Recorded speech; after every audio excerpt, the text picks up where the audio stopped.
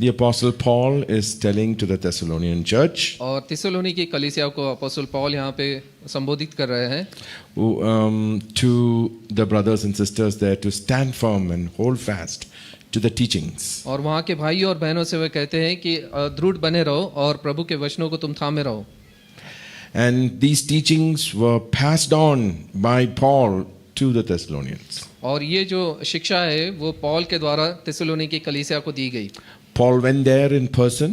और वो स्वयं वहाँ पे गया Paul. It says in the text, it says 3 Sabbaths, maybe we could say a month that he was there preaching the gospel and teaching the believers. और वहाँ पे इस प्रकार से लिखा गया है कि 3 रविवार तक के वो था, हो सकता है कि 1 महीना वो वहाँ पे हो और प्रभु के वचनों को वो वहाँ पे उनके साथ बांट रहा था. And he mentions in the last, और अंत में वो यहाँ पे लिखता है, the teachings we passed on to you, whether by word of mouth, और जो शिक्षा हमने तुमको दी है चाहे शब्दों के द्वारा or by letter. और या पत्रों के द्वारा. The Apostle Paul had a big team with him always. और पौलुस की एक काफी बड़ी एक टीम होती थी उसके साथ में. And he had about 40-50 churches that we have recorded. और उसके 40 से 45 ऐसी कलीसिया थी जो कि हम देख सकते हैं. And he would send out these apostolic leaders to these churches to encourage and motivate them. और ये ऐसे अगुवाओं को, अपोस्तलिक अगुवाओं को वहाँ पे भेजता था ताकि वो उनको उत्तेजित कर सके और उनको प्रोत्साहित कर सके. The apostle himself would visit. और पौलुस स्वयं भी वहाँ पे जाता था. And the other thing that he used to do is write letters to them. और उसके अलावा दूसरी चीज वो करता था कि उनके लिए वो पत्र लिखता था. And of course he prayed for them. और उनके लिए वो प्रार्थना करता था. But what is interesting is Paul in this passage he gives validity to the teachings that were physically taught by him to the Thessalonian church. और यहाँ पे जो बहुत रोचक बात वो ये है कि वो ये महत्वपूर्ण ये कह रहा है कि वो स्वयं जाके जो वचन लोगों को बांट रहा था वो महत्वपूर्ण है. And we know that the apostle was following the great commission of his Savior and Lord Jesus Christ. और जो प्रभु यीशु ने उसको जो ग्रेट कमीशन दिया था उसका वो अनुसरण करते हैं, इस प्रकार से उनको सिखा रहा है. And we see that the apostles followed the commission to the dot. और पौलुस ने जो ग्रेट कमीशन था उसको पूर्ण रीति से उसे किया. They went out and preached the gospel. उन्होंने सुसमाचार का प्रचार किया. Those who believed they baptized. और जिन्होंने विश्वास किया उनको बपतिस्मा दिया. And those who baptized he brought into the church. और जिन्होंने विश्वास किया उनको कलीसिया में लेके आया. And then they were taught. और उसके बाद में उनको शिक्षण दिया गया. The teachings of Jesus Christ. और प्रभु यीशु मसीह की जो शिक्षा थी वो दी गई. And they were taught till they obeyed. और जब तक कि उन्होंने आज्ञा का पालन नहीं किया तब तक कि उनको सिखाया गया. And they were taught till their lives changed. और जब तक कि उनके जीवन नहीं बदले उनको सिखाया गया. That's what Jesus said in the Great Commission. और यीशु ने इसी प्रकार से उस आज्ञा में कहा था. So if you take the life of the Antioch church, और एंटियोक की कलीसिया को हम देखेंगे. you take the life of the Corinthian church, कुरिन्थियों की कलीसिया को देखेंगे. you take the life of Ephesian church, इफिसियों की कलीसिया को देखेंगे. and you take the life of the Cretan church, which is what we are discussing. और क्रेता के चर्च को, कलीसिया को अगर हम देखेंगे. In all of these cases, और सभी तरह में the apostle went through all of these processes. तो जो अपोस्टल है वो इस प्रकार से इस कार्य को करते थे. And in the last, it was the teachings. और अंत में वो शिक्षा उनको दे रहे हैं. And he had physically taught them. और उसने स्वयं होके उनको वो सिखाया था. Unfortunately, all these gadgets were not there that time. और उस समय इस प्रकार के कोई भी गैजेट नहीं थे. There was no cloud. There were clouds in the air, but we don't have the clouds that we have now. और उसमें क्लाउड मतलब आसमान था लेकिन क्लाउड नेटवर्क नहीं था. And we don't have any physical YouTube videos or recordings of the Apostle Paul actually teaching. और apostle Paul के कोई YouTube वीडियो नहीं है या कोई शिक्षा नहीं है जो कि जिस प्रकार से वो दे रहे थे. I really wished I could be in that room where he was teaching all these churches. और मैं ये सही में सोचता हूँ कि अगर काश मैं वहाँ पे होता जहाँ पे अपोस्टल पॉल इस प्रकार से शिक्षण लोगों को दे रहे हैं. But recently the Spirit of God led me to this verse. लेकिन हाल ही में प्रभु की आत्मा ने मुझे इन वचनों पर लेके गया. And showed me और बताया that whether even if I was not there in the room where Paul was teaching, by the very words of Paul, the letter contains all of it. और चाहे मैं उस समय में पॉल जब वो शिक्षण दे रहा था उस कमरे में न हूँ, लेकिन उन शब्दों के द्वारा जो लिखे गए हैं पॉल ने जो सिखाया वो आज हम देख सकते हैं. So as much as Paul taught in those churches, those same teachings were there in Paul's letters, and both are equally valid, that statement says. और जो पॉल ने स्वयं होकर जो शिक्षण लोगों को दिया था, उसी प्रकार से उसने जो पत्र लिखे वही सब चीजें उसके पत्रों में लिखी गई है, जो कि हमें यहाँ पे देखने को मिलता है. So if you want to hear Paul, what you should do? अगर आपको पौलुस को सुनना है तो आपको क्या करना है? No, not read the Bible. It's a nice answer, but little more specific. Read Paul, read the Pauline epistles. और पौलुस के जितने भी पत्र हैं उसको हमें पढ़ना जरूरी है. And as you read Paul, और जब हम उसके पत्रों को पढ़ेंगे, you will see the wisdom of God. और आप देखेंगे कि परमेश्वर का जो विजडम है. I'm not leading you to the error of emphasis. Please read the whole Bible, but I'm specifically talking about this verse, and it has to do with the letters of Paul. और मैं आपको ये नहीं कह रहा हूँ कि आप बाइबल ना पढ़े, बाइबल पढ़िए, लेकिन मैं इस वचन को लेके स्पष्ट रीति से कह रहा हूँ कि पॉल के जो पत्र है उसको हमें पढ़ना जरूरी है. Unfortunately, और अस्वाभाविक रीति से all that the church uses of Paul is, और जो भी पॉल के बारे में हम लोग कलीसिया में इस्तेमाल करते हैं, when we go through deep troubles, और जब हम काफी मुश्किलों से गुजरते हैं, we use I can do all things in Christ Jesus. और मैं सब चीज कर सकता हूँ प्रभु यीशु मसीह में. Or tell me some other promises verses you usually use from Paul, and almost all of it is you quoted out of context, by the way. और पौलुस के जितने भी वायदे के वचन है वो हम लोग हर समय इस्तेमाल करते हैं, जो कि उसका पार्श्वभूमि नहीं जानते हुए. And you can see that the prophets use it also out of context. और कई बार भविष्यवक्ता भी इस प्रकार से लेते हैं और उसकी पार्श्वभूमि को न समझते हुए. No eye has seen, और किसी आँख ने भी नहीं देखा हो, no ear has heard. और किसी ने भी सुना नहीं होगा. Can you tell me the rest of it? No mind has और किसी perceived. के सोच में भी अगर नहीं आया होगा. What? क्या? Death by chocolate is coming to me. Anyway, come on. One more of that. And the nice beef and mutton is disturbing my mind. Oh, okay, no eye has seen, no ear has heard, no mind has conceived. What? What God has prepared. And most of the prophets stop there, leaving us in mystery. And we love it. और किसी आँख ने नहीं देखा होगा, किसी कान ने नहीं सुना, और किसी के समझ में नहीं आएगा कि प्रभु ने हमारे लिए क्या किया है. और भविष्यवक्ता वहाँ पे आके आपको छोड़ देता है और आपको पता नहीं कि उसके आगे क्या है. You know what's just written after that? और उसके बाद में क्या लिखा है आपको पता है? But the Spirit has revealed.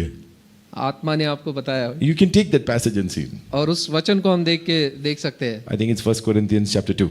और पहला कुरिन्थियों उसके दूसरे अध्याय में इस प्रकार. There's no mystery. उसके आगे में कोई मिस्ट्री नहीं है. If there is mystery, then apply Deuteronomy 29:29. और अगर कोई मिस्ट्री है तो आप उसके बाद में व्यवस्था विवरण When I can't understand something from 29, from the Bible, and it's just too complicated, I go to Deuteronomy 29:29, and then behold, I have achieved nirvana. और जब मुझे कुछ चीज समझ में नहीं आता है तब मैं व्यवस्था विवरण उसका 29वां अध्याय 29वें वचन को देखता हूँ और वहाँ पे फिर मैं निर्वाणा में चला जाता हूँ. So we abuse Paul, prophets abuse in churches Paul, we abuse like anything Paul, because we just quote him out of context. We never study his letters. We don't care about his letters. All we want is promise verses. और Paul के बारे में हम इस प्रकार से पूरी रीति से नहीं पढ़ते और हम उसका गलत इस्तेमाल करते हैं. कई बार उसके वचनों को हम गलत रीति से इस्तेमाल करते हैं और हम नहीं जानते कि वो किस पार्श्वभूमि से वो लिख रहा है. I'm excited because we also just recently started a Hindi work. और मैं उत्साहित हूँ क्योंकि हमने भी एक हिंदी कलीसिया अभी चालू किया है. So I feel good to be here. और मुझे आनंद होता है यहाँ पे रहने के लिए. So what happens in not reading Paul is we find Paul primarily very hard to understand. और जब हम पॉल के बारे में अधिक नहीं पढ़ते तो हमको ये लगता है कि उसको समझना काफी मुश्किल है. But I think the church needs to understand Paul. लेकिन मैं ये जानता हूँ कि कलीसिया को पौलुस के पत्रों को समझना काफी जरूरी है. Because the teachings of Paul are very, very important as far as the establishing of the church is concerned. और कलीसिया का जो स्थापित करना है उसके लिए पॉल की जो शिक्षा है उसको जानना हमें काफी जरूरी है. So I'd like to take you through. We will not be repeating all this. We did this in the English service. I'm just running through it. We are looking at Paul's work in the Cretan church on the island of Crete. He has gone there. He's preached in many cities, and now he is handing over the work to Titus, who is his apostolic team member and his disciple, or the disciple of Jesus who Paul has mentored, and he's giving instructions to him what to do. और यहाँ पे हम देखेंगे कि Crete की कलीसिया जो कि एक टापू पे बनी हुई थी, उसको पॉल किस प्रकार से अपने शिष्य तीतुस को वो दे रहा है और उसके बारे में किस प्रकार से वो शिक्षण देता है. And this is one of the most beautiful, simple, short manuals on planting and establishing a church. और ये काफ़ी साधारण, सुंदर सा और काफ़ी अद्भुत एक मैनुअल है जिसमें आप समझ सकते हैं कि कलीसिया को कैसे स्थापित करना है. 3 chapters, और 3 अध्याय इसमें है just 2 pages. और 2 पन्नों में लिखा है. But if you allow the Spirit to open this to you, it is a treasure trove of all and a concise treatise on how you plant and establish a church. लेकिन अगर हम आत्मा को अगुवाई देंगे कि इसका जो विश्लेषण अगर हमको दे तो आप उसमें देखेंगे कि किस प्रकार से इसमें लिखा गया है कि कलीसिया कैसे स्थापित की जा सकती है. And it's interesting, I'm not going to touch all of those ideas where Crete is mentioned. Today, this is how Crete looks like, by the way. It's a good holiday destination. और आज के समय में Creta की इस प्रकार से दिखता है, But काफी अच्छा you जगह है. won't believe it, the church of Crete is still there. और आपको अब विश्वास नहीं होगा, जो क्रेते की कलीसिया है वो आज भी वहाँ पे बनी है 2000 years later, it's still there. और 2000 वर्ष के बाद भी वो कलीसिया वहाँ पे है. And if you go there, the records show that it was planted by Paul and Titus. और अगर आप वहाँ पे जाके देखेंगे तो उसमें लिखा गया है कि ये पॉल के समय पे स्थापित की गई कलीसिया है. And let me go to what we looked at different aspects of the first part, chapter 1. We looked in detail. We looked at Paul's first instruction to Titus about establishing the Cretan church was to appoint elders, and we looked at what are the qualities that he needed Titus to look for, and we discussed this in length. I'm not going to touch that. और पहले अध्याय में हमने देखा कि पौलुस ने तीतुस को बताया कि क्रेते में किस प्रकार से उसको कार्य करना है और किस प्रकार से प्राचीनों को और अगुओं को स्थापित करना है. And this is what he told Titus to look for in the person who he is going to recruit to be the elder of the Cretan church. And the elder was chosen from that small group of people who were preached and taught by Paul. और Paul ने तीतुस को बताया कि अगर Crete में तुझे अगुओं को स्थापित करना है तो उनमें ये सारी गुण होने ज़रूरी है और उस छोटी सी कलीसिया में से तुझे इस प्रकार के लोगों को चुनना ज़रूरी है. We also looked at what would be the teaching curriculum of the Apostle Paul. We discovered it from this. और इसमें से हमने देखा कि पौलुस किस प्रकार से शिक्षण देता था और उसका कौन से स्तर पे वो शिक्षण देता था और उसके बारे में हमने यहाँ पे सीखा है. I'm not doing it. I think the recording is there. If anybody is interested, please watch the recording because we will lose time. और हमारे पास में रिकॉर्डिंग अगर किसको जानना है तो वो इंग्लिश सभा के बारे में देख सकते हैं, उसमें सब चीज़ें हमने बताई है. But before Paul taught them, this is how the Cretans were. और पौलुस जो है वहाँ पे क्रेटों को जब शिक्षण देने से पहले इस प्रकार से उसका आचरण था.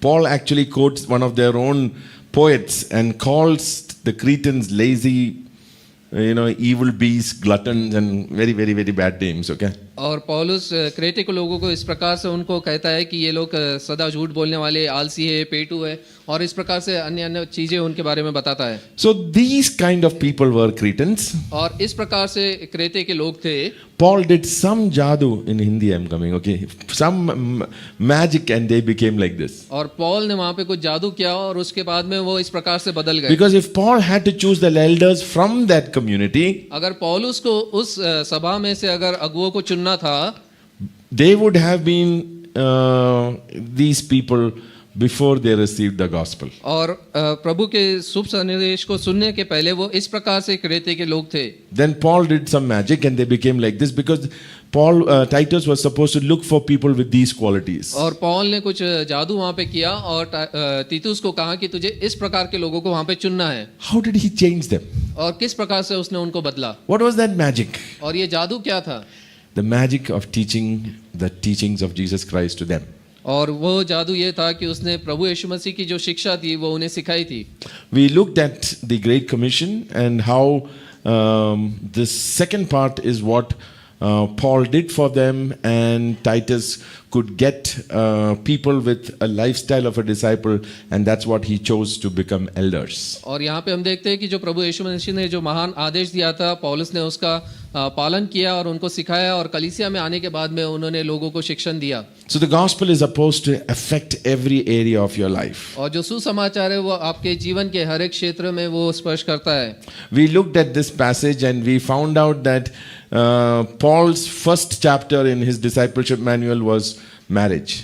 और हम देखते हैं कि जो पॉल का जो शिक्षण की जो स्तर था उसमें जो पहला अध्याय उसका जो था वो था विवाह के बारे में। So Paul taught the Cretan church और क्रेटे की कलीसिया को वो शिक्षण दे रहा है and he leaves. और उसके बाद में वहां से निकल He जाता है tells Titus to come in. और वो तीतुस को कहता है कि तू यहाँ पे आ Look for these qualities. और इन गुणों को तू लोगों में देख। It looks like, see, I have taught them and this would be the outcome.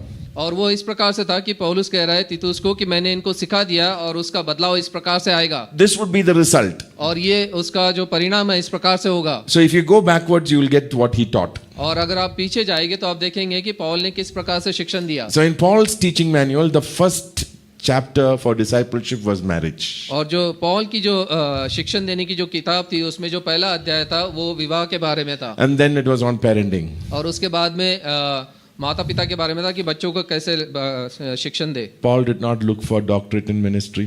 और पौलुस ने मिनिस्ट्री में डॉक्टरिन के बारे में नहीं देखा। Ordinary people साधारण लोगों को who started to obey Jesus. और जो प्रभु यीशु की आज्ञा को मान रहे थे। And why in a church of people, few people will grow fast and mature. So those who are matured are the ones who become elders. और जो छोटी कलीसिया में हो सकता है कि कुछ लोग जल्दी सिद्ध हो जाते हैं और जो सिद्ध हो जाते हैं वो अगुवे बनेंगे। So what we have to understand is Paul is not looking at scholarship. Paul is looking for transformation. और यहाँ पे हम देखते हैं कि पॉल किसी विद्वानों को नहीं ढूंढ रहा था लेकिन पॉल ऐसे लोगों को ढूंढ रहा था जिनके जीवन में बदलाव आया है। The gospel to affect every area of your life. और जो सुसमाचार है वो हमारे जीवन के हर एक क्षेत्र में वो बदलाव लाना चाहिए। And that was the teachings. और ये पॉल की शिक्षाएं थी। We all love the gospel. और हम सभी को सुसमाचार पसंद है। And it's unfortunate the gospel itself, for over the last 500 years of chewing it, now the gospel itself has been changed. और जो सुसमाचार है पिछले 500 सदियों में वो पूरी तरह से वो बदल चुका है। I want to comment a little bit on it. और मैं उस पर थोड़ी सी टिप्पणी देना चाहूँगा। Today we have the gospel which goes like this. और आज के समय में जो सुसमाचार है वो इस प्रकार से बताया जाता है। Believe in Jesus और यीशु पे आप विश्वास करो and you'll be healed. और आपको चंगाई मिलेगी। It's not wrong, गलत नहीं है but that's not the gospel the apostles preached. लेकिन ये सुसमाचार नहीं है जो अपोस्तल ने बताया था। Believe in Jesus and all your debts will be closed. और आप यीशु पे विश्वास करो और जितने भी आपके ऋण हैं वो सब बंद हो जाएंगे। That's not wrong, possible, और वो गलत नहीं है, हो सकता है, but that's not the gospel the apostle Paul लेकिन preached. वो सुसमाचार नहीं है जो कि अपोस्तल पौल ने बताया था। Now I'm going to tell a version of the gospel that many of us will identify with. और मैं इस प्रकार से आपको बताना चाहूंगा सुसमाचार जो कि बहुत सारे लोग उसके साथ में सहभागी हो सकते हैं। You're going to hell आप नर्क में जाने वाले हो because of your sins. तुम्हारे पापों की वजह से। If you believe in this Jesus, अगर आप इस यीशु पे विश्वास करोगे you'll go to heaven. तो आप स्वर्ग में जाओगे। Now who doesn't want to go to heaven? और कौन स्वर्ग जाना नहीं चाहता? That's not the gospel the apostles preached. और ये सुसमाचार नहीं है जो कि अपोस्तल ने जो प्रचार किया था। So what happens is when the gospel itself is not correct, what is happening is people end up in church without a clear understanding of the gospel. और अगर सुसमाचार हम सही रीति से नहीं बताएंगे तो उसका अर्थ ये होता है कि लोगों को पता नहीं चलेगा कि उसका सही मतलब क्या है। So imagine I came to Jesus, quote, I came to Jesus because I wanted to go to. और जरा सोचिए अगर मैं प्रभु यीशु मसीह के पास आया क्योंकि मुझे स्वर्ग जाना है तो। I hope none of you are in that category here. और अब मुझे विश्वास है कि आप में से कोई भी इस स्तर पे नहीं हो। And how will I live my life now here on this earth? और मेरा जीवन में किस प्रकार से जीऊंगा इस धरती पर। I love coming to Sunday services. और रविवार को कलीसिया में आने मुझे काफी आनंद होता है। Nice coffee and good ghee cake. और अच्छा कॉफी मिलता है, घी केक मिलता है। Nice good people, loving people. और अच्छे प्रेमी सब भाई बहन मिलते हैं। Love the songs and the wonderful musicians we have. और कितने अद्भुत वाद्य बजाने वाले और कितना अच्छा हम लोग गीत गाते हैं। Monday morning I can enter my other world. और सोमवार के दिन मैं अपनी दूसरी दुनिया में जा सकता हूँ। treat my wife and my children the way I want, और जिस प्रकार से मैं चाहता हूँ वैसे अपनी पत्नी और बच्चों से व्यवहार कर सकता हूँ, live according to the principles of this world, और संसार की रीति के अनुसार मैं अपना जीवन बिता सकता हूँ, and by Saturday slowly move into this beautiful environment. और शनिवार के शाम को फिर वापस से मैं इस सुंदर से वातावरण में फिर स्थापित हो सकता Because I have only one aim is to get to हूँ, क्योंकि मेरा केवल एक ही लक्ष्य है कि मुझे जाना है heaven. स्वर्ग में, Jesus has saved me. और यीशु ने मुझे बचा लिया है, My sins are forgiven. मेरे पाप क्षमा हो गए हैं, I didn't have to do anything. मुझे कुछ भी नहीं करना है, It's free. और सब मुफ्त में है, It's mine. और ये सब मेरा है, I'm going to heaven. और मैं स्वर्ग जा रहा हूँ। But we missed out the fact that the apostles were not talking about heaven, they were talking about earth. और ये चीज हम भूल जाते हैं कि जो अपोस्टल्स थे वो स्वर्ग के बारे में नहीं, लेकिन वो धरती के बारे में बात कर रहे हैं। Do you know when the apostles actually talked about eschatological, apocalyptic, heaven-based language? और पौलुस ने या अपोस्टल्स ने ये स्वर्ग की भाषा कब उनसे बात की है, आपको पता है? Thessalonians was a wonderful book. Revelation was written, and almost always they used apocalyptic language, end time eschatological language when the church was persecuted. और वो थेसलोनी में हमको देखने मिलता है या प्रकटीकरण में देखने मिलता है, जबकि अंत के समय में स्वर्ग के बारे में और किस प्रकार से उन पे ताड़ना हो रही थी, तो कैसे वहाँ पे उनको छुटकारा मिला। When the church was faced with persecution, that there is a possibility that our lives can be gone, the apostles would focus their attention to heaven. और जब दबाव आ रहा था, जब ताड़ना से वो लोग जा रहे थे, कलीसिया गुजर रही थी, तब पौलुस या अपोस्टल्स लोग जो है जो उनका लक्ष्य स्वर्ग की ओर लगाते थे। But if you read the letters generally, it is about the hard things in life. और लेकिन जब आप उनके पत्रों को अगर आप पढ़ेंगे तो वो जीवन के सत्य के बारे में वो वहाँ पे बताते हैं। Everyday life is what the apostles talked about. और हर रोज बरोज का हमारा जीवन के बारे में यहाँ पे पौल बताता है। But for me, who is just focused only one thing is going to heaven, और जो मैं हूँ जो केवल स्वर्ग जाने के लिए मैं चिंतित हूँ, and not trained on how to live my life every day, और मुझे ये शिक्षा नहीं मिली है कि किस प्रकार से मेरा रोज का दिन होना चाहिए, that disparity is dangerous to the testimony of the church. और वो जो भाग है दो चीजों के बीच में, वो कलीसिया की गवाही के लिए अच्छा नहीं है। So Paul wrote his letters in a particular way. और पौलुस ने उसके पत्रों को एक रीति से लिखा। The early letters were focused on getting the people established in the gospel. और जो पहले जो उसके पत्र थे वो थे कि लोग उसके जो सुसमाचार में स्थापित हो जाए। The middle letters were focused on the mission and vision of the church. और जो उसके बाद के जो पत्र थे वो थे कि जो कलीसिया का जो ध्येय है और जो उद्देश्य है उसके में वो स्थापित हो। And Paul's latter letters were focused on strong, mature households and leaders. और जो उसके अंत के जो पत्र थे वो थे कि जो सिद्ध ऐसे अगुआ बने जो कि उन कलीसिया को स्थापित कर सके। So the book of Titus would come in the last one. और जो तीतुस की पत्री है वो हमको अंत के भाग में हमें देखने मिलती है। Paul says to Titus, I want you to set in order. और वो तीतुस को कहता है कि मुझे हर चीज सही रीति से होनी चाहिए। Not arranging the chairs.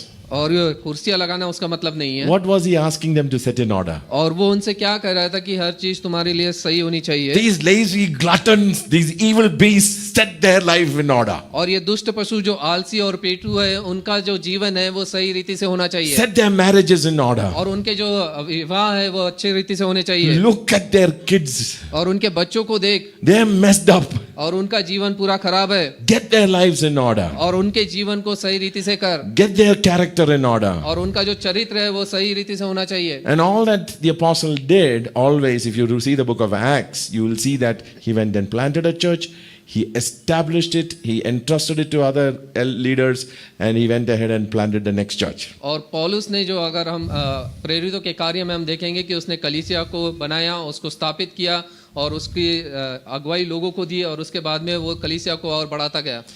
7 years back, I figured out I was missing the second one. और 7 वर्ष पहले मुझे ये पता चला कि जो दूसरा भाग है वो मैं भूल गया हूँ। By then I already planted 3-4 churches. और तब तक के मैंने 3-4 कलीसिया स्थापित की थी। I would plant churches. और मैं कलीसिया को स्थापित करता। I didn't know this establishing part. और मुझे ये नहीं था पता था कि उसका जो शिक्षण का भी एक भाग उसमें एक है। I didn't know Paul's requirements of an elder. और उसमें मुझे पता नहीं था कि उसमें जो अगुओं की जो सूची है वो कैसे होनी चाहिए। So I'd look at a nice guy who is there in the group. और मैं एक देखता था कि उस कलीसिया में कोई अच्छा व्यक्ति है। He calls me pastor, pastor all the time. और जो मुझे पासबान हर समय कह के बुलाता हो। He's a nice guy. और वो अच्छा व्यक्ति है। He pays his tithes. वो अपने दशमांश को देता है। Comes faithfully to church. और विश्वास योग्यता से कलीसिया में आता When है। he guitar, he knows how to play guitar very well. और वो जब गिटार उठाता है तो उसको पता है किस प्रकार से He's a इसे good बजाना है। singer. वो अच्छा गाता है। And he can speak well. His oratory skills are good. और वो अच्छे वार्तालाप कर सकता है। वो अच्छा बोल सकता है। Brother, you can be leader now. भाई आप अगुवाई बन सकते हो। I did that. और मैंने इस प्रकार से किया। Because I didn't know that middle part, the establishing part. और मुझे ये नहीं पता था जो स्थापित करना है वो भाग मुझे नहीं पता था। Thank God my churches didn't collapse. और धन्यवाद हो प्रभु का कि मेरी कलीसिया टूटी नहीं। Now we have gone back. और हम फिर वापस गए। And I'm working on that part for all the churches that I've planted. और जितने भी कलीसिया मैंने चालू की है उसमें हम लोग उनको स्थापित कर रहे हैं अभी।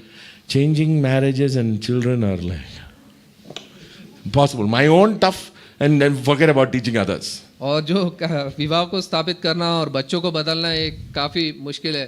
It looks like a nice picture, और ये काफी अच्छा ऐसा चित्र हमको लगता है। but it's tough work. लेकिन ये काफी मुश्किल कार्य है। Working with one person. और एक व्यक्ति के साथ में अगर कार्य करना है। Imagine I'm working on brother's life. और सोचिए कि मेरे भाई के साथ में मैं कार्य कर रहा हूँ। I've got these tools, I'm teaching him. और ये जितने भी शिक्षण है वो मैं ऐसे सिखा रहा हूँ। As I'm teaching him, I'm figuring out my problems because my wife is telling me continuously, like Nathan, you know. और जब मैं उसको सिखा रहा हूँ तो मेरी पत्नी मुझे हर समय बताती है कि तूने इस प्रकार किया, इस प्रकार And therefore, किया। I have to apply this to myself, and my life has to keep changing. और पहले मुझे अपने स्वयं के जीवन में उसे लगाना है, लागू करना है और मेरा जीवन बदलना है। This is tough. और ये काफी मुश्किल है। But thank God for these tools. और धन्यवाद हो प्रभु का इन वचनों के लिए। Thank God for the power of the Holy Spirit. और पवित्र आत्मा की सामर्थ के लिए उसका धन्यवाद हो। But it is hard work. लेकिन ये काफी मुश्किल कार्य है। So when you choose leaders, और जब हम अगुवाओं को चुनते हैं, sometimes we do it too early, and I'm on the too early part. और कई बार हम घाई में उसे करते हैं या जल्दी कर लेते हैं। Some people wait for 5 years before they choose a leader. By the time that fellow grows old, has kids, then he has no time for God, Jesus, anybody. और कई लोग 5 वर्षों के बाद में करते हैं, जब वो व्यक्ति बड़ा हो जाता है, उसकी शादी हो जाती है, बच्चे हो जाते हैं और उसके पास समय नहीं है। But what we are looking at is leaders trained aptly for to be just right for the church. और हम ऐसे अगुवाओं को देख रहे हैं कि जो कि कलीसिया के लिए सही हो। That means to say, we need to put the effort, like Paul put effort into Titus and Titus into the church, to see that people's lives are transformed, they're mature, and therefore they are capable to lead others. और इस प्रकार से जैसा पौल ने किया कि पौल ने अपना पूरा समय दिया तीतुस को, और तीतुस ने फिर क्रेते की कलीसिया को, और जहाँ पे उसने देखा कि जो लोग सिद्ध हो गए वहाँ पे उन्होंने उनको अगुवा स्थापित किया। In that list we saw marriage and parenting. और वहाँ पे हमने देखा विवाह के बारे में और बच्चों के शिक्षण के बारे में लिखा गया। And in 1 Timothy chapter 3 it says in verse 4, और पहला तिमोथी उसका 3रा अध्याय और 4थे वचन में हमको देखने मिलता है, he must manage his own household well with all dignity, keeping his children submissive. For if someone does not know how to manage his own household, how will he care for God's church? और पहला तिमोथी इसका 3रा अध्याय 4थे और 5वें वचन में इस प्रकार से लिखा है, वह अपने घर का अच्छा प्रबंध करता हो और अपने बाल बच्चों की सारी गंभीरता से अधीन रखता हो। जब कोई अपने घर का प्रबंध नहीं करना जानता हो तो वो परमेश्वर की कलीसिया की रखवाली कैसे करेगा? So how do you think, what do you think I would look for now for a person to lead any of the churches that I am planting? और आपको क्या लगता है कि मैं कैसे व्यक्ति को देखूंगा कि जो अगुवाई कर सके कोई भी कलीसिया की जो स्थापित करनी What है? if you are an apostolic leader and you planted a church and you taught them, what would you look for to appoint an elder in that church? और अगर आप अपॉस्टलिक एक अगुवा हो, अगर आपको कलीसिया को स्थापित करना हो और अगुवा को चुनना हो तो आप किस प्रकार से From चुनेंगे? that verse that we read from 1 Timothy chapter 3, what would you look for? और जो वचन अभी हमने पढ़ा है उसमें से आप क्या देखेंगे कलीसिया अगुवों के बारे में? Give me an answer. मुझे उत्तर चाहिए।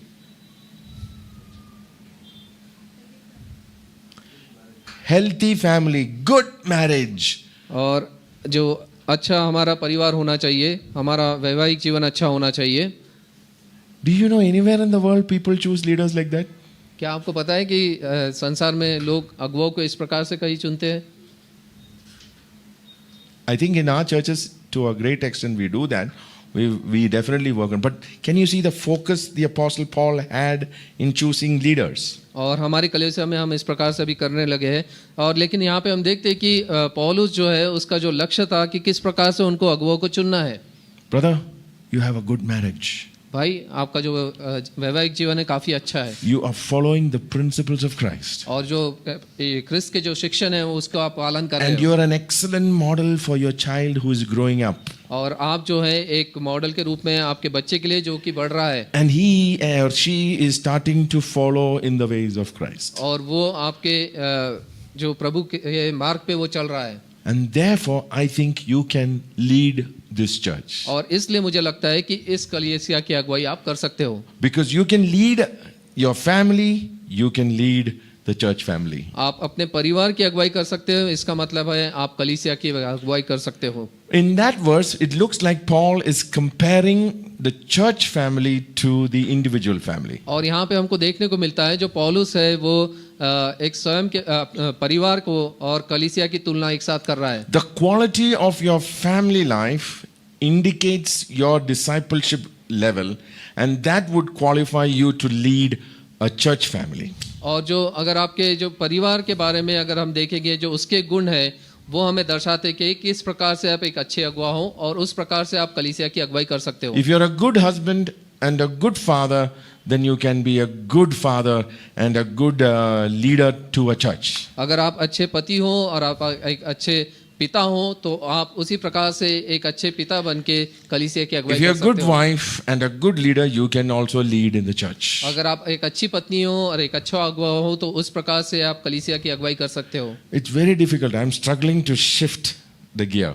और ये काफ़ी मुश्किल है और मुझे काफ़ी मुश्किल हो रही है कि उस गियर को चेंज करने में। I used to choose leaders very fast और मैं अगुवाओं को काफ़ी जल्दी तुरंत नियुक्त करता था because we are planting churches left, right, center. और हम कलीसिया को स्थापित कर रहे थे इधर उधर सभी तरफ।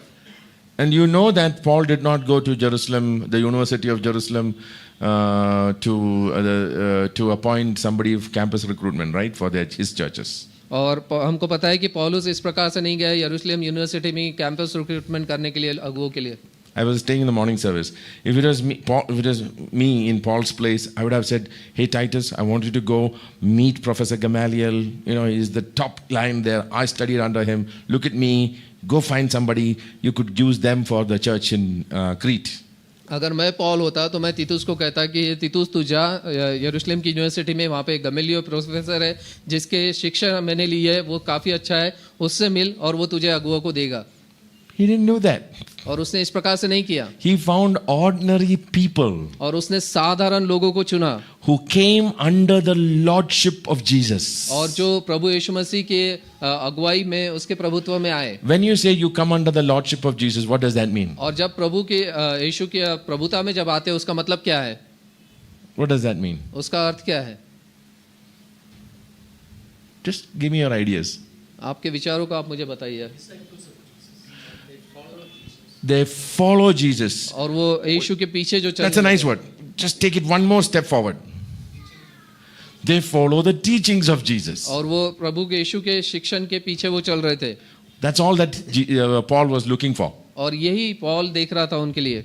And Paul was looking for people who followed Jesus by applying the gospel to every area of their life. और पौलुस ऐसे लोगों को देख रहा था जो कि प्रभु यीशु के शिक्षण को अपने जीवन के हर एक क्षेत्र में लागू कर रहे हो। And they would qualify for Paul to lead a church. और इस प्रकार से वो क्वालिफाई होते थे कि वो अगुवा बन सके। Just one more thing, and I have how much? 6:30, no? 5 minutes more. Okay, 5 minutes more I will share with you. Turn with me to Titus chapter 2. और तीतुस की पत्री इसका दूसरा अध्याय को हम देखेंगे।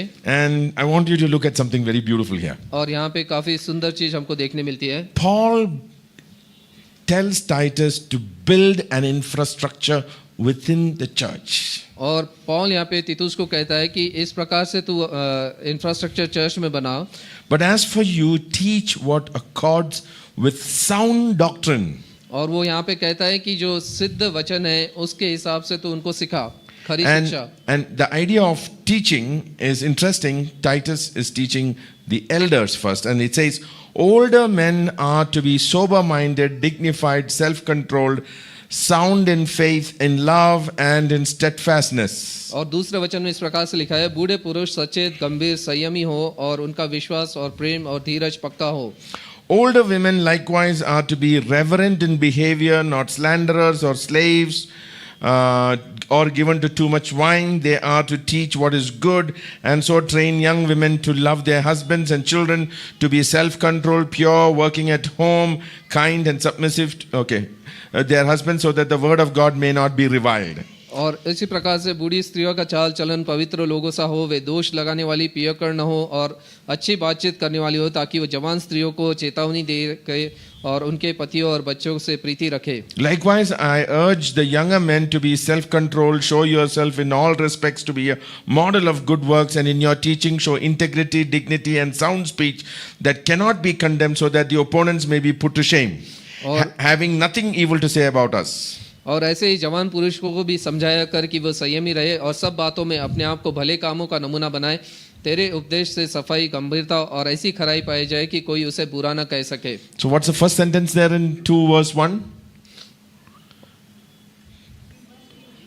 Teach sound doctrine. और यहाँ पे वो कहता है कि खरे उपदेश को तू उन्हें सिखा।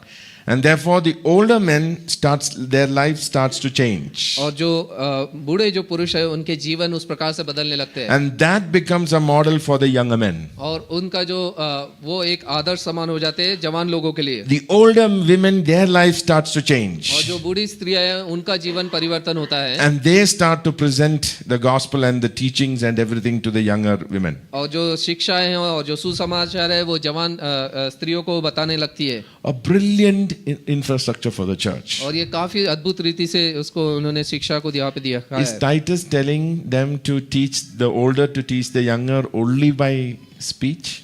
और यहाँ पे क्या तीतुस इस प्रकार से कह रहा है कि केवल बुजुर्ग लोग जो है वो जवान लोगों को केवल शब्दों के द्वारा बताए? How is Titus telling them, or Paul telling Titus to help the older women teach, older men and women teach the younger men and women? What is the model? और यहाँ पे पौलुस किस प्रकार से तीतुस को बता रहा है कि जो बूढ़े स्त्री और पुरुष है वो कैसे जवान लोगों को शिक्षण दे? What is the way? किस प्रकार से? By a presentation of the application of the gospel in every area of their lives. और जो सुसमाचार तुमने जो सुना है उसको हमारे जीवन के हर एक क्षेत्र में हम लागू करके उस प्रकार से हमको लोगों को दर्शाना है। If you were to dissect all those areas he's talking about, it's so beautiful how it would be relevant for us individually in our houses and in our churches. और जितने भी चीजों को यहाँ पे पौल बता रहा है, अगर हम उसको अलग अलग भाग में देखेंगे तो हर एक चीज जो हमारे जीवन में लागू होती है वो काफी अद्भुत रीति से वो दर्शाया गया है। Bond servants are to be submissive to their own masters in everything. They are to be well pleasing, not argumentative, not pilfering, but showing all good faith, so that everything they may adorn the doctrine of our Savior. और जो दासों को समझा कि अपने स्वामी के अधीन रहे और सब बातों में उन्हें प्रसन्न रखे और उलट जवाब न दे, चोरी चकारी न करे और सब प्रकार से पूरे विश्वास में निकले और सब बातों में हमारे उद्धारकर्ता परमेश्वर के उपदेश को शोभा बढ़ाए। We don't have slaves today. और आज हमारे दास नहीं होते हैं। But it's applicable to employment. लेकिन ये जो जिनको हम कार्य देते हैं उन सब के लिए ये लागू होता है। Submissive to your bosses. और जो हमारे जो स्वामी हैं उनके हम अधीन रहे। Well pleasing, not argumentative, not pilfering. What is pilfering? और उल्टा जवाब न दे या चोरी चलाकी न करे। Every week one ream of paper goes home for my children to study. One ream of paper comes from the office to home. और हर सप्ताह मेरे घर में एक बक्सा आता है पेपर्स का मेरे बच्चों के लिए, ताकि वो उस पे शिक्षण वो ले सके। Pilfering is a crazy thing that happens in companies. और यहाँ पे जो चोरी है, चालाकी है, वो कई जगह हम देखते हैं हमारे व्यवसाय में। If your company is paying you for 8 hours, और अगर हमारे को हमारी जो 8 घंटे की मोहलत हमको मिलती है, and 4 hours or you're on Reels and on YouTube, और 4 घंटे हम रील्स और यूट्यूब देख रहे हो, and you're working from home, और आप घर से कार्य कर रहे हो, you're a thief of the first order. और आप चोरी कर रहे हो, आप पहले उसमें आप चोर हो। That was the same problem there because they were unsaved people and they came into the faith, and now Paul is telling them, hey fellows, when you are paid for a job and you're working in a particular thing, don't watch Reels. और जब आपको किस कार्य के लिए नियुक्त किया गया और उसके आपको तनख्वाह मिल रही है, तो आप वहाँ पे रील्स ना देखें, Don't watch YouTube. और वहाँ पे आप यूट्यूब ना देखें। Your boss has paid you money to work. और आपके जो स्वामी है, आपका जो अधिकारी है, उसने आपको पैसे दिया है ताकि आप कार्य कर सके, Be truthful in what you do. और आप विश्वास योग्य बने उसमें कि जो कार्य दिया है। And it ends with one particular word. और एक विशेष शब्द से उसका अंत होता है। When your life changes and you stop doing the things that you did in the past, you are adorning the gospel. और जब आपका जीवन बदलता है और जो कार्य आप पहले करते आए थे आप उसको नहीं करते, तो उसका मतलब है आप जो सुसमाचार है उससे आप शोभायमान हो रहे हो।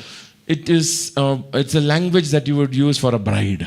और ये एक दुल्हन के लिए हम इस शब्दों का इस्तेमाल करते हैं। When I was studying in college, और जब मैं कॉलेज में पढ़ रहा था, when I was doing my dentistry, there were about 100 students in our class. और जब मैं डेंटिस्ट की शिक्षा ले रहा था, 100 से भी अधिक साथी थे And we had a lot of girl colleagues who were studying with us. और हमारे साथ में काफ़ी सारी महिलाएं भी थी।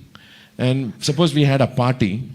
और अगर हम पार्टी में जाते, कॉलेज पार्टी में, and I had come to the party and I could not recognize some of the women who were actually my this thing because they would be completely decked up. और मैं कुछ लड़कियों को मैं जान नहीं पाता था क्योंकि वो इस प्रकार से वो बन के वो आते थे, Adorned. और वो शोभायमान रहते थे। That's the language they're using here. और यहाँ पे उसी शब्दों का इस्तेमाल किया जा रहा है। Can you tell me how your old life becoming new life because of the gospel, and then you suddenly are adorned by the gospel? What is it that the world will see as adorned? और यहाँ पे हम देखते हैं कि किस प्रकार से आपका जो पुराना जीवन था, अगर वो नए जीवन में आप बदलते हैं जो सुसमाचार के द्वारा, तो लोग किस प्रकार से उस सुसमाचार को आपके जीवन में शोभायमान रीति से देख पाएंगे? What do you think? आपको क्या लगता है?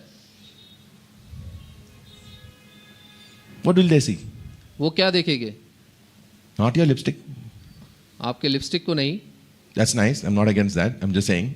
वो अच्छा है, मैं उसके बारे में कुछ नहीं कहना चाहता हूँ। Not the watch you wear, not the shoe you wear, not the brand you wear.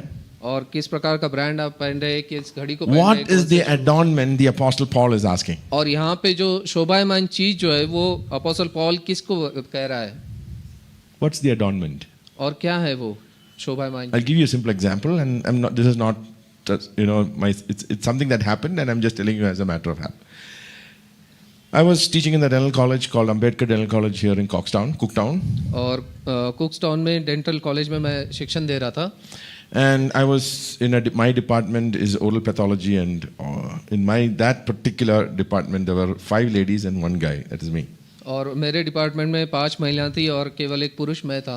There was ladies above me and ladies below me. और महिलाएं मेरे अधिकारी भी थे, ऊपर थे और मेरे नीचे भी। There was this doctor who was, I'm not saying the name because she's in the city, this doctor who was sitting on the same table as me. और एक डॉक्टर महिला थी जो मेरे साथ में एक टेबल में हम लोग वहाँ पे बैठे थे। And we have this that in the evening we all have to go and sign the attendance register in front of the principal. Principal will be there and we have to sign in front of him. और वहाँ पे इस प्रकार से कार्य होता था कि दिन के अंत में हमको जाके अटेंडेंस हमारा प्रिंसिपल से सही करानी थी। In the morning he's not there because he comes in late. और वो सुबह में प्रिंसिपल वहाँ नहीं रहता था क्योंकि वो लेट आते थे। And one day after lunch principal didn't come. और एक दिन भोजन के उपरांत प्रिंसिपल नहीं आए। Half the professors left. और आधे से ज्यादा जितने भी प्रोफेसर थे सब चले गए घर। And I too had to go because we were running a business and my wife had a problem in the office and I had to run there. और मुझे भी जाना पड़ा क्योंकि हमारा कुछ समस्या थी और हम लोग एक बिजनेस चला रहे थे और वहाँ पे मुझे जाना पड़ा। Do you know why all the doctors ran out? और आपको पता था कि क्यों बाकी जितने डॉक्टर्स थे वो चले गए? All have their private clinics. और सबके अपने प्राइवेट क्लिनिक्स है।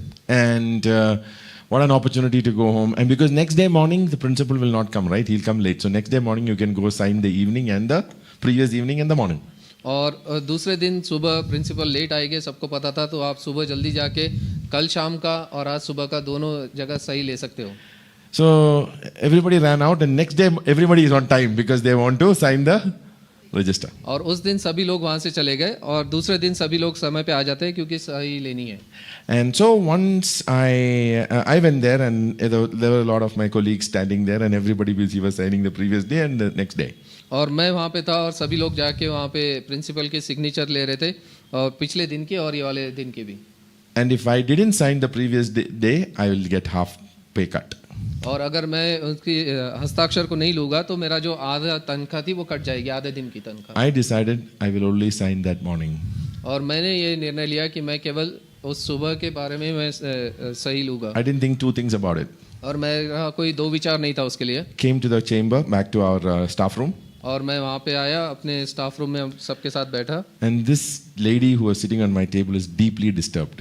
और जो महिला थी जो मेरे साथ में वहाँ पे बैठी थी वो काफ़ी वो संकोच में थी. She was angry with me. और वो मेरे से काफ़ी गुस्से में थी. How dare you make me feel bad? और तुम किस प्रकार से मुझे गलत महसूस करवा रहे हो? Why did you not do it? और आपने क्यों नहीं किया इस प्रकार से? I said, no, I feel like doing it. और मुझे नहीं लगा कि ये सही But है. everybody did it. लेकिन सब ने किया.